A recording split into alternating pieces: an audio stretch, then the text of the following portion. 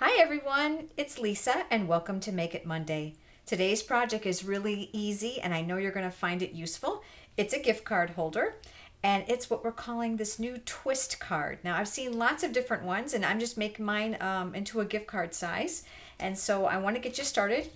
You're going to need to cut a piece of cardstock 4 1/4 by 8 1/2. Now I've already done that for you and mine is out of Melon Mambo.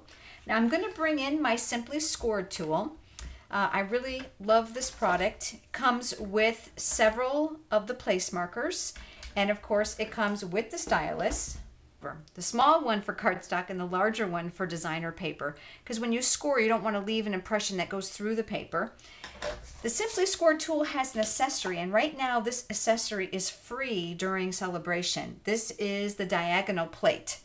Now this diagonal plate has an arrow on the back, you'll see it here, that indicates the top along the ruler. So this is going to fit right on top of the regular scoring plate to make a diagonal line. So all I did was I went ahead and I placed my cardstock on here and I scored from one corner to the other using my diagonal plate. Now you can also do this with your paper trimmer. It works wonderfully. Now once that's done, we're going to go ahead and use our bone folder, and we're going to fold on that diagonal line. So again, we scored from one tip to the other, and you're going to see how I'm actually turning this in both directions because I want to break down the paper just a little bit. Now I want it so there's a pocket on the inside and a pocket on the outside. What I like to do is I like to break down this paper fiber just a little bit more so it folds a little bit easier. Okay, so it's going to go like this. If you don't have the pockets going the right way, just invert your project. Just turn it around. And a bone folder here to make a nice crisp crease.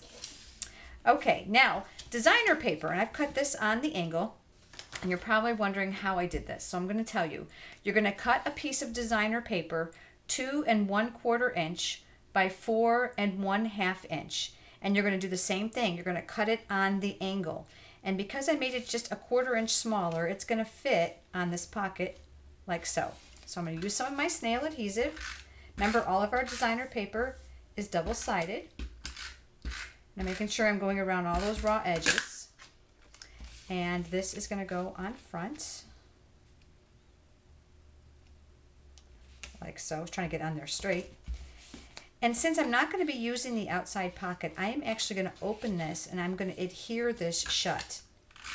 Now, let's say you're giving double gift cards to someone. Maybe you're doing dinner and a movie, so they're going to have a movie gift card and a dinner gift card.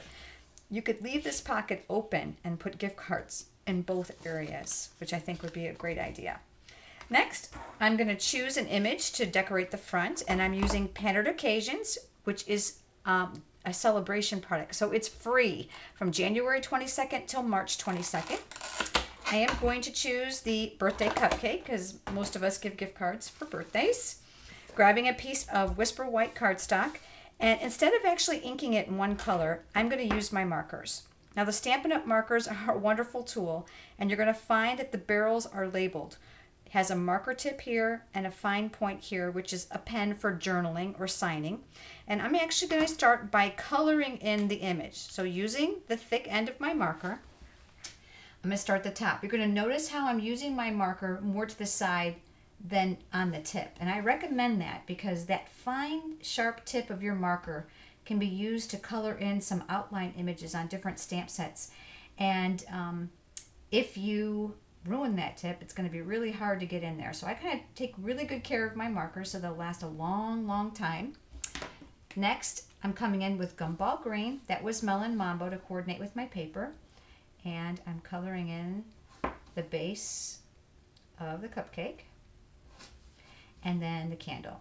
Now what's great about markering is once you have your first image done, you can go right over it. So that leftover ink can be reused. Now I'm going to huff on it with my breath. I call that the Darth Vader technique. Firm, even pressure, and a lift. And the reason you're going to do that is you want to make sure that this dye-based ink doesn't dry in between the colors that you've markered so that you can get a good impression. I'm using the 1 3/4 inch circle punch. I'm coming up inside here, and I love to use my punches upside down so I can make sure everything is straight and centered. And I'm punching that out. The next thing I did was I took a piece of gumball green cardstock with the 2 3/8 inch scallop circle, and I punched out a piece so it would coordinate. Put a little adhesive on the back of this, and I am going to center it on here like so. And you know me in dimensionals, I gotta love those. So we're gonna take 2 of those and we're gonna balance them on opposite sides. And I'm gonna take the paper off the back, and I am going to adorn the front. Just like so. All done. How was that for easy? Inside here now you've got your pocket to put your gift card in. If you want to, you can write a short message either here or stamp a to and from. Nice and simple. Again, those dimensions will be on the screen for you. And I thank you for watching, and I look forward to seeing you next week for Make It Monday.